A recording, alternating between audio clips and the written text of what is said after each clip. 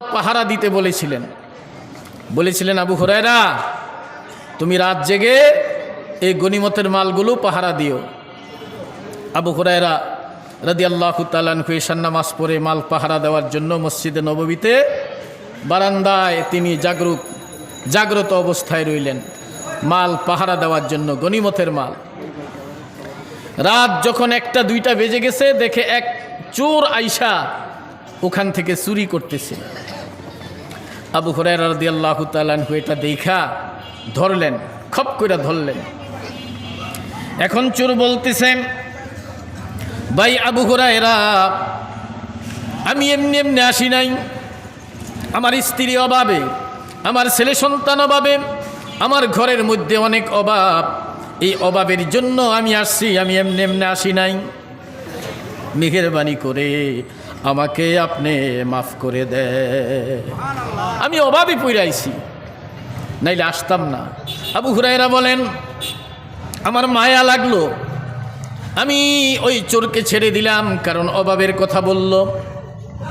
রাত শেষ হয়ে গেল, ফজরের নামাজের পরে যখন আমি নবীজির পেছনে নামাজ পড়ে যখন নবীজির কিনারে বসলাম, নবীজি তখন বললেন, ইয়া আবা হুরায়রা মা আসিরু কালবারেহা, ও আবু হুরায়রা, তুমি যে চোর ধরছো, ওই চোরের খবর কি?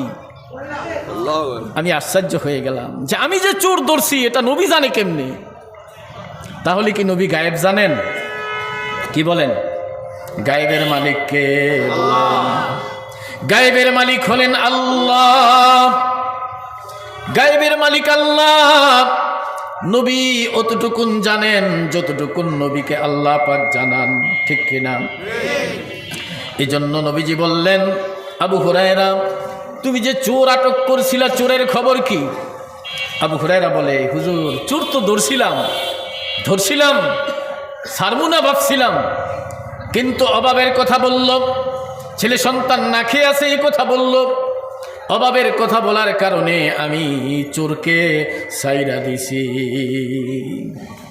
নবীজি বললেন, আবু হুরায়রা, এই চোর আবার আসবে। পরের দিন ইশারের পরে আবার পাহারা দিতেছেন। পাহারা দেওয়ার পরে দেখা গেল রাত 2টা-3টা বাজে চোর ঠিকই আবার আসছে।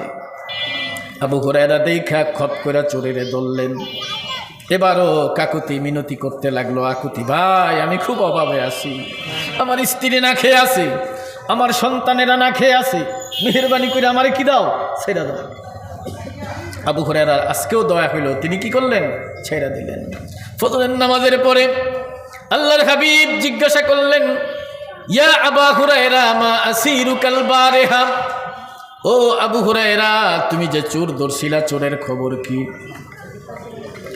তখন বলল, ইয়া রাসূলুল্লাহ, আমি তো ধরছিলাম, ভাবছিলাম আজকে ছাড়বো না, কিন্তু আকুতি মিনতি করলো, অভাবের কথা বলল, এই জন্য ছেড়ে দিলাম। আল্লাহর হাবিব বললেন, আবু হুরায়রা, এই চোর আজকে আবার আসবে, আবার আসবে। তৃতীয় দিন আবার সেই চোর আসছে, রাত 2টা-3টা বাজে, খপ খপ করে নিতেছে। আবু হুরায়রা তাকে ধরলেন, ধইরা বললেন, বেটা, আজকে 3 দিন, আজকে আর ছাড়বো না। আবু হুরায়রা বলতেছেন, আমিও জানি আজকে আপনি ছাড়বেন না, তৃতীয় দিন কি আর ছাড়ে কেউ? আমিও জানি আজকে আপনি ছাড়বেন না, তবে শুনেন, আমি কিন্তু সুন্দর একটা ওয়াজ জানি। কি জানে? চোর মানুষ হয় কি জানে? ওয়াজ জানে।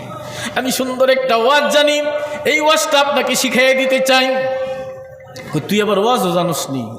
কয় ক। এবার এই চোর বলতেছে, শুনেন, একটা সুন্দর ওয়াজ হলো, আপনাদের কোরআন শরীফে বড় একটা আয়াত আছে, আয়াতের নাম হলো আয়াতুল কুরসি। কি নাম বলেন? বড় একটা আয়াত আছে, ওই আয়াতটা যদি কেউ সকালবেলা পড়ে, সারা রাত আল্লাহ তাকে পাহারা দেওয়ার জন্যে ফেরেশতা নিযুক্ত করে দেয়। চোরের ওয়াজে আপনারা কইলেন সুবহানাল্লাহ। দেখেন, সুবহানাল্লাহ সামনে আসবে ইনশাআল্লাহ। সারা রাত তাকে পাহারা দেয়, আল্লাহ রাব্বুল আলামিন হিফাজতের ফেরেশতা পাঠিয়ে দেন তাকে পাহারা দেওয়ার জন্যে। আবু হুরায়রা রাদিয়াল্লাহু তাআলা আনহু এটা শুনে নিজেও বলতে লাগলেন সুবহানাল্লাহ। আপনারা যেমন বলতেছেন ওরকম নিজেও বলতে লাগলেন কি সুবহানাল্লাহ। তো সুবহানাল্লাহ সুবহানাল্লাহ বলতে লাগলেন।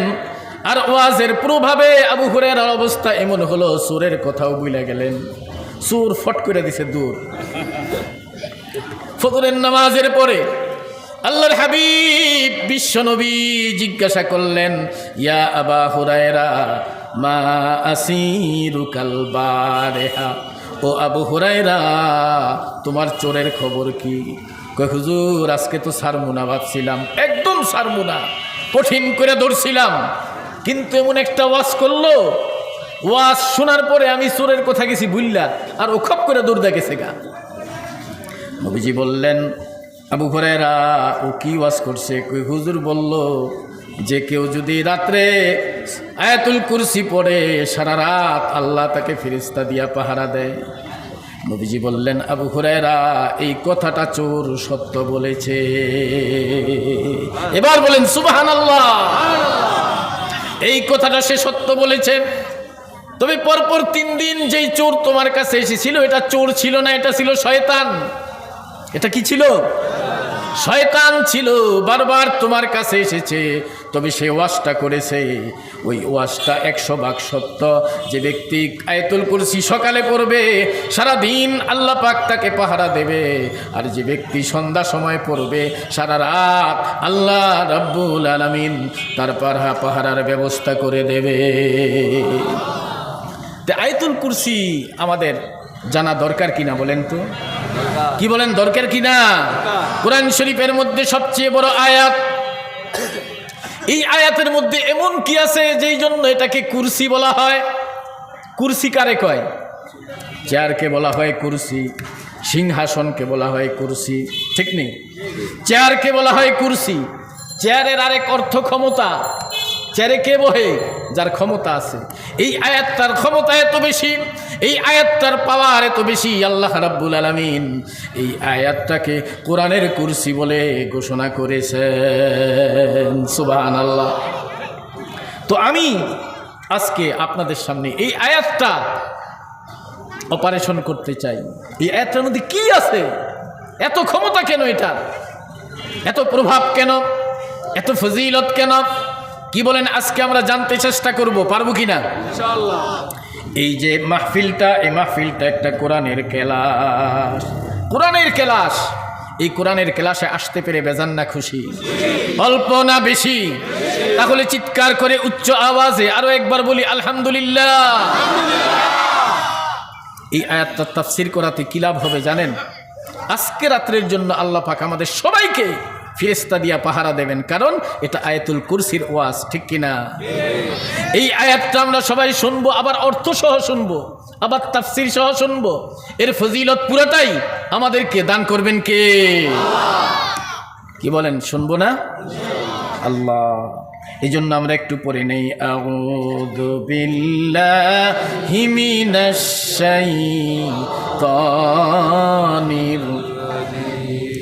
আবার পড়ি আউযু বিল্লাহি মিনাশ শাইতানির। আল্লাহ রাব্বুল আলামিন কুরআন আল কারীমের মধ্যে বর্ণনা করেছেন, ফাইদা কুরিআল কুরআন, যখন তোমরা কোরআন তিলাওয়াত করবে, যখন তোমরা কোরআন তিলাওয়াত করবে, ফাস্তাইযু বিল্লাহি মিনাশ শাইতানির রাজিম, শয়তানকে ইসকাট ক্ষেপণাস্ত্র মারো। এই আউযু বিল্লাহি মিনাশ শাইতানির রাজিম এটা কোরআনের আগে পড়তে বলেছেন কে বলেন তো? আল্লাহ। আরো জোরে বলেন কে? যখন আমরা কোরআন পড়ব তখন আমরা বলবো ফাস্তাইদ বিল্লাহি মিনাশ শাইতানির রাজিম। আজকে আমরা এই আয়াতুল কুরসিটা একটু জানার চেষ্টা করি। এই আয়াতুল কুরসির মধ্যে পয়েন্ট কয়টা বলেন? কয়টা? আরো জোরে বলেন, কয়টা পয়েন্ট? সুবহানাল্লাহ। এটা কোরআন শরীফের সূরা বাকারার 254 নম্বর আয়াত। কত নম্বর আয়াত? 254 নম্বর। আজকে ওয়াজের পরে বাড়িতে গিয়া আপনারা একটু মোতালা করবেন, যাদের বাসায় কোরআন শরীফ আছে তরজমাওয়ালা, একটু দেখবেন যে হুজুর যা কইলো এটি সব কটা ঠিক আছে কিনা, কারণ কোন হুজুরকে অন্ধভাবে মানা ঠিক না। দেখতে হবে, তদন্ত করতে হবে, এটা আসলেই হুজুর না খেজুর, ঠিক কিনা বলেন? হুজুর তো কত রকম আছে, এক ওয়াক্ত নামাজ পড়ে না আর বলে নামাজের দরকার নাই, এমন ডাকাইত মার্কা হুজুর আছে কিনা বলে? হ্যাঁ, এরম হুজুরও আছে আমাদের বাংলাদেশে। এই বাংলাদেশ ভেজালে ভেজালে ভরপুর। আপনার সাবানের পানি যদি আপনি বোতলের মধ্যে বইরা এরপরে গ্যাস্ট্রিকের ঔষধ কইয়া চালায় দেন, দেখবেন 20 ফাইলে হেনেও বিক্রি করতে পারবেন। ভেজাল এতভাবে চলে এই দেশে। এই জন্য হুজুর হইলেই হবে না। আমি আয়াতুল কুরসি আজকে আপনাদের সামনে পাঠ করব। আমার তরজমা তাফসীর ঠিক মতো আছে কিনা এটা দেখার জন্য আপনাকে তদন্ত করতে হবে, ঠিক কিনা বলেন? তদন্ত করবেন যে কোনো মানুষকে মুহাম্মদ সাল্লাল্লাহু আলাইহি ওয়াসাল্লামের সাথে তার বক্তব্য মিলে কিনা। যদি মিলে তাহলে ঠিক আছে, আর যদি না মিলে, এই জন্য নবীর মত যার মত সে হলো উম্মত। সুবহানাল্লাহ বলেন। নবীর মত যার মত সে হলো কি? উম্মত। নবীর মতের লগে মিল নাই, যত বড় মানুষের সাথেই মিলুক না কেন, তার কথার 5 পয়সারও দাম। মাগরিবের নামাজ ফরজ কয় রাকাত বলেন? আরো জোরে বলেন। এখন যদি কাবা ঘরের ছাদের উপর বইয়া কাবা শরীফের ভিতরে ঢুইকা যদি মাগরিবের নামাজ 4 রাকাত ফরজ পড়েন, হবে? কেন হবে না? কাবা ঘর আল্লাহর বরকতি ঘর। কত পয়গম্বর এই ঘর দেখেছেন, কত পয়গম্বরের কত নবীদের স্মৃতি চিহ্ন এই ঘর। ওখানে যদি মাগরিবের নামাজ 3 রাকাতের জায়গায় 4 রাকাত পড়ি, হবে না কেন? নামাজই তো, অন্য কাম তো করি নাই, নামাজই তো পড়ছি, হবে না কেন? কেন হবে না? মুহাম্মদ সাল্লাল্লাহু আলাইহি ওয়াসাল্লামের সাথে মিলে নাই, ঠিক কিনা? এই জন্য ভালো কথা, সুন্দর কথা, উত্তম কথা শরীয়ত যত সুন্দর করেই বক্তারা বলুক না কেন, সেটা যদি মুহাম্মদ সাল্লাল্লাহু আলাইহি ওয়াসাল্লামের সঙ্গে না মিলে, ওই কথার কোনো দাম ইসলামে নাই। এদিকে সবটা খেয়াল পরিপূর্ণভাবে রাখতে হবে। আমাদের দেশে তো কাবা ঘরও আছে, নাউজুবিল্লাহ, তোয়াফ করে। কেরানীগঞ্জে ছিল, এখন নাকি বন্ধ করে দিচ্ছে। তোয়াফ করে 700 টাকা হইলে হজ করা যায়। হ্যাঁ, সেখানে আপনার জমজমের পানি আছে, সেখানে আপনার হাজার আসওয়াদ বানাইছে কালো পাথর, ওই পাথর বলে দুধ দিয়া ধোয়। দেখেন কত বেজাল, কত বেজাল। এত বেজালের মধ্যে ঈমান রাখবেন কেমনে? আয়াতুল কুরসি থেকে আমরা আজকে একটা করে পয়েন্ট বলবো। তবে একটা কথা, একটা সুন্দর কথা আপনাদেরকে জানাই দেই। আয়াতুল কুরসি শুরু হয়েছে ইসমে আজম দিয়া, শেষ হয়েছে ইসমে আজম দিয়া। সুবহানাল্লাহ বলবেন না? ইসমে আজম, ইসমে আজম আল্লাহ পাকের মহান নাম। যেই নামের এই সৃষ্টি, গোটা কায়নাত যেই নামের উসিলায় আল্লাহ রাব্বুল আলামিন এত সুন্দর করে কায়নাতকে সাজাইলেন যে ইসমে আজম দিয়া। সেই ইসমে আজম দিয়া আয়াতুল কুরসি শুরু হয়েছে, আর ওই ইসমে আজম দিয়াই আয়াতুল কুরসি আল্লাহ শেষ করেছে। সুবহানাল্লাহ। তো আয়াতুল কুরসিতে পয়েন্ট কয়টা? জোরে বলেন। আর একটু জোরে বলি। 254 নম্বর আয়াত। কত নম্বর আয়াত? কোন সূরা? সূরা বাকারা। বাকারা মানে কি? গরু, ঠিক না? খাস বাংলায় কই গরু, গাভী, ঠিক নেই? সূরা বাকারা গরু দিয়া কোরআন শরীফ শুরু। কোরআন শরীফের শেষ সূরা কোনটা? সূরা নাস। নাস মানে কি? সুবহানাল্লাহ। গরু দিয়া শুরু হয়েছে, মানুষ দিয়া শেষ হয়েছে। তার মানে এই কোরআন এত সুন্দর কোরআন, এত উত্তম কোরআন, এত উত্তম উত্তম কথা দিয়ে আল্লাহ পাক এই কোরআন শরীফকে সাজাইছে। একটা গরু মার্কা মানুষও যদি এই কোরআনটা পড়তে পড়তে পড়তে শেষ পর্যন্ত সে চলে যাবে, সেই গরুটা শেষ পর্যন্ত মানুষ হয়ে যাবে। সুবহানাল্লাহ। শুরু হয়েছে গরু দিয়া, শেষ হয়েছে কি দিয়া? মানুষ যদি সত্যিকারের হতে হয় এই কোরআন আপনার লাগবে, ঠিক কিনা বলেন? এই কোরআন শরীফের শুরুতে আছে বিসমিল্লাহির রহমানির রহিম। আবার পড়ি বিসমিল্লাহির রহমানির রহিম। বিসমিল্লাহ শুরু অক্ষরটা কি? আরো বলিস? বিসমিল্লাহ শুরু অক্ষর হলো বা, ঠিক নেই? আর কোরআন শরীফের শেষ আয়াত কি? মিনাল জিন্নাতি ওয়ান নাস। সুবহানাল্লাহ। বিসমিল্লাহর বা দিয়া শুরু হইছে, আর শেষের অক্ষরটা কি? সিন। বা আর সিন দুইটা একত্রে মিলাই দেন, বাস। বাস, বাস মানে কি? এনাফ, যথেষ্ট, যথেষ্ট। আমরা যখন খাওয়া খুব পেট বইরা জায়গা, তখন আমরা কই না ভাই আর দিয়েন না, বাস বাস বাস বাস বাস। আল্লাহ পাক এই কোরআনে শুরুতে বা, শেষে দিয়া সিন আইন আল্লাহ পাক জানাই দিলেন বাস বাস। জান্নাতে যাওয়ার জন্য এতটুকুনি যথেষ্ট, বাস। জোরে বলেন সুবহানাল্লাহ। আমরা জান্নাতে যেতে চাই কিনা? জান্নাতের মালিক আমরা, জোরে বলেন সুবহানাল্লাহ। জান্নাতের মালিক আমরা, আর আমাদের মালিককে আল্লাহ পাক কোরআন শরীফে বক্তব্যটা পরিষ্কার করেছেন। ইন্নাল্লাহা আশতারা মিনাল মুমিনিনা আনফুসাহুম ওয়া আমওয়ালাহুম বিআন্না লাহুমুল জান্নাহ। সুবহানাল্লাহ। আল্লাহ পাক বলেন আমি মুমিনদেরকে কিনে নিয়েছি, মুমিনদের জান মালকে কিনে নিয়েছি। আমাদেরকে কিনে নিয়েছেন কে বলেন তো? আল্লাহ পাক বলেন আমি মুমিনদেরকে কিনে নিয়েছি। কিনতে হইলে তো কিছু টাকা লাগে নাকি বলেন?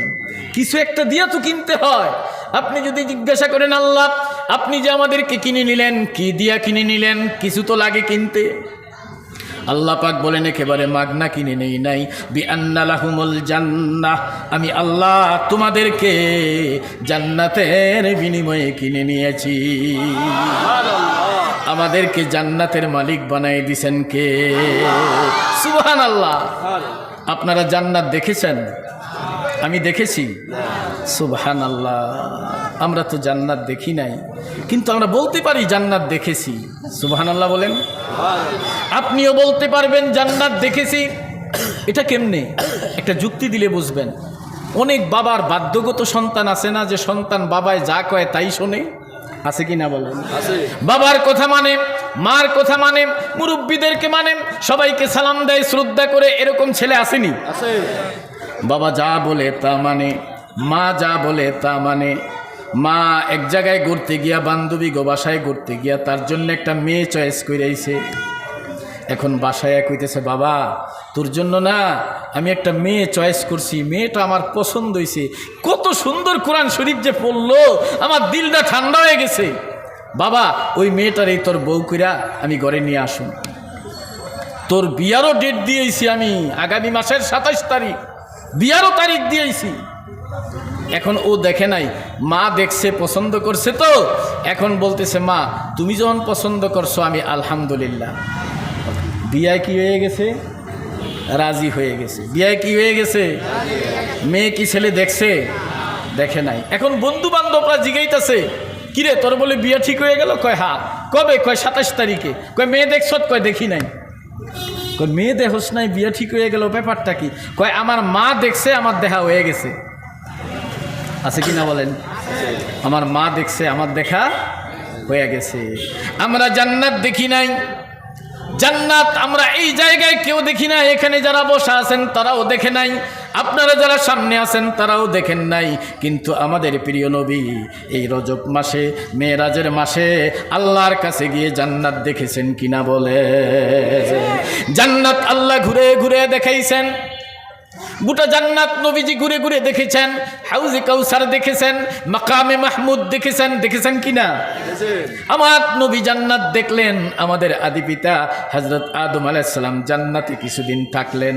আমার নবী জান্নাত দেখছে, আমার দেখা হয়ে গেছে। আমার আর দেখা লাগবে না, আমার বাপ দেখছে, আমার দেখা হয়ে গেছে। ঠিক কিনা বলেন? আমার কি আর দেখা লাগবে? নবীর দেখা, আমার প্রিয় নবী দেখছে। আমার রূহানি পিতা মুহাম্মদ সাল্লাল্লাহু আলাইহি ওয়াসাল্লাম জান্নাত দেখেছেন। আমার আর দেখা বাকি নাই, আমার দেখা হয়ে গেছে। এই জন্য আমি প্রায় ওয়াজি বলি আমি জান্নাত দেখেছি। জোরে বলেন সুবহানাল্লাহ। মা দেখলে যদি ছেলের দেখা হয়ে যায়, তাহলে আমার রুহানি পিতা মুহাম্মদ সাল্লাল্লাহু আলাইহি সাল্লাম দেখলে আমারও দেখা হয়ে যায়, ঠিক কিনা বলেন? আমরা ওই জান্নাতের মালিক, জান্নাত আমাদেরকে দিয়েছেন কে? এখন যেতে হবে না? কি বলেন? যেতে হবে। সর্বপ্রথম আপনাকে একজন মানুষ হতে হবে, সৎ মানুষ, সদাচরণ করতে হবে, ভালো আচরণ করতে হবে প্রতিটা মানুষের সাথে। এরপরে 5 ওয়াক্ত নামাজ পড়তে হবে, রোজা রাখতে হবে, ইসলামী বিধিবিধান মানতে হবে। আল্লাহ পাক বলেন তোমার জান্নাত আমি আল্লাহ তোমাকে বুঝাইয়া দেব। জোরে বলেন সুবহানাল্লাহ। যাই হোক, বলতেছিলাম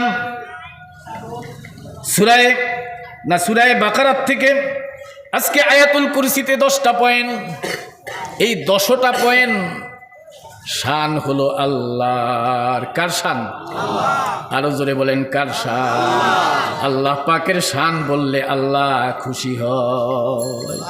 যেমন সূরা ইখলাসের মধ্যে 4টা সংজ্ঞা আছে। আল্লাহ হইতে গেলে এই 4টা জিনিস লাগে। এই 4টা শুধু আল্লাহরই আছে, পৃথিবীতে আর কারো। আল্লাহ একক, আল্লাহ বেনেয়াস, তিনি কাউকে জন্ম দেন না, তিনি কারোর কাছ থেকে জন্ম নেন না। ওয়ালাম ইয়াকুল্লাহু কুফুয়ান আহাদ, তার সমকক্ষ কেউ নাই। এই 4টা কথা থাকার কারণে এটার ফজিলত আল্লাহ পাক বলেছেন, যেটা কোরআন শরীফের 3 ভাগের 1 ভাগ। সুবহানাল্লাহ বলবেন না? ঘুমোতে যাওয়ার আগে, বিছনায় যাওয়ার আগে এগুলো আমরা তেলাওয়াত করে শুইব। আল্লাহ পাক তৌফিক দান করুক, বলেন আমিন। আয়াতুল কুরসি থেকে আমি বলবো 1 নম্বর পয়েন্ট মুখস্থ রাখবেন। 1 নম্বর পয়েন্ট কোরআন থেকে, আল্লাহু লা ইলাহা ইল্লা হু। 2 নম্বর পয়েন্ট আল হাইয়ুল কাইয়ুম।